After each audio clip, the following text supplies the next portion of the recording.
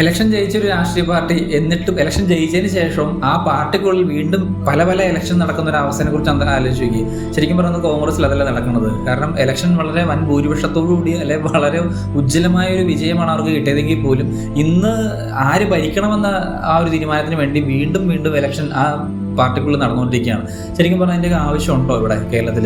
നിലവിലത്തെ ഒരു സാഹചര്യത്തിൽ അങ്ങനത്തെ ഒരു ആവശ്യമില്ല. ഇപ്പം എന്താ പറയുക, ഹൈക്കമാൻഡ് ആരൊക്കെ ഉണ്ടെന്ന് പറഞ്ഞാലും ജനങ്ങളുടെ ആ ഒരു വികാരത്തെ മാനിക്കണ്ടേ? കഴിഞ്ഞ ദിവസം ആരോ പറയണുണ്ട് സോഷ്യൽ മീഡിയ അല്ല തീരുമാനിക്കണേ, അല്ലെങ്കിൽ സോഷ്യൽ മീഡിയ അല്ല ഇവിടെ മന്ത്രി തീരുമാനിക്കണം എന്നൊക്കെ പറഞ്ഞു കേട്ടായിരുന്നു. പക്ഷേ ഈ സോഷ്യൽ മീഡിയ ഉപയോഗിക്കുന്ന സോഷ്യൽ മീഡിയയിലെ അഭിപ്രായം പറഞ്ഞത് നിങ്ങൾ വോട്ട് ചെയ്ത ആൾക്കാരാണ്. അപ്പം ആ ഒരു തീരുമാനത്തെയൊക്കെ മാനിക്കേണ്ട ഉത്തരവാദിത്വം ഉണ്ടെന്നാണ് എനിക്ക് തോന്നുന്നത്. എല്ലാ തീരുമാനങ്ങളും അല്ല, എന്നാൽ പോലും ഇപ്പോൾ ഉള്ളത് ഇപ്പം ആൾക്കാർ ഒറ്റ സ്വരത്തോടെ അല്ലെങ്കിൽ എല്ലാവരും ഒരുമയോടെ പറഞ്ഞൊരു കാര്യം വി ഡി സതീശൻ തന്നെയാണ്. അപ്പം അതിന് എന്താ പറയുക, അത് ഇപ്പം സോഷ്യൽ മീഡിയയിലൂടെ ചോദിച്ചാലും അല്ലാണ്ട് നേരിട്ട് ചോദിച്ചാലും അഭിപ്രായത്തിന് വ്യത്യാസം ഉണ്ടാകുന്നില്ല. സെയിം അഭിപ്രായം തന്നെ എല്ലാവരും പറയുള്ളൂ.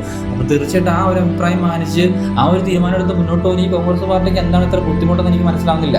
ഇപ്പം ശരിക്കും പറഞ്ഞാൽ ജനങ്ങളുടെ അഭിപ്രായത്തിന് നേരെ ഓപ്പോസിറ്റാണ് പല പ്രവർത്തികളും അവർ കാണിച്ചുകൊണ്ടിരിക്കുന്നത്. അപ്പോൾ ഈ തുടക്കത്തിൽ അവരിങ്ങനെയാണ് കാണിക്കുന്നുണ്ടെങ്കിൽ ഇനി അങ്ങോട്ട് മുന്നോട്ടുള്ള ഭരണത്തിൽ അവർ എന്തൊക്കെ കാര്യങ്ങൾ ജനങ്ങളുടെ അല്ലെങ്കിൽ ജനങ്ങളുടെ അഭിപ്രായങ്ങൾക്കെതിരെ അവർ കാണിക്കും? അത് വളരെയധികം ടെൻഷൻ ഉണ്ടാക്കുന്ന ഒരു കാര്യമാണ്. കാരണം നമ്മളൊക്കെ എത്രത്തോളം സപ്പോർട്ട് ചെയ്ത് അവർ അധികാരത്തിൽ വന്നതിന് ശേഷം ഇങ്ങനെ കാണിക്കാന്നൊക്കെ പറഞ്ഞു കഴിഞ്ഞാൽ അക്സെപ്റ്റ് ചെയ്യാൻ ബുദ്ധിമുട്ടുണ്ട്.